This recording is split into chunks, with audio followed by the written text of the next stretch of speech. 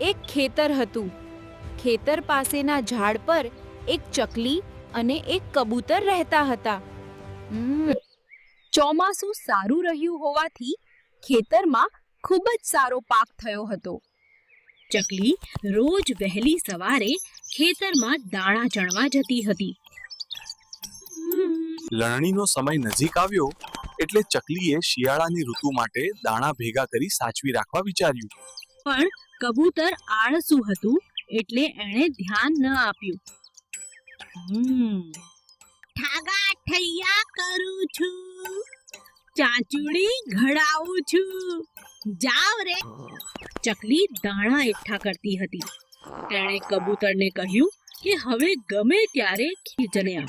પણ આળસુ કબૂતર મોડું કરીએ રાખતું અને કહ્યા કરતું, ઠાગા ઠૈયા કરું છું, ચાંચુડી ઘડાવું છું, જાવ રે ચકલી બેન, આવું છું.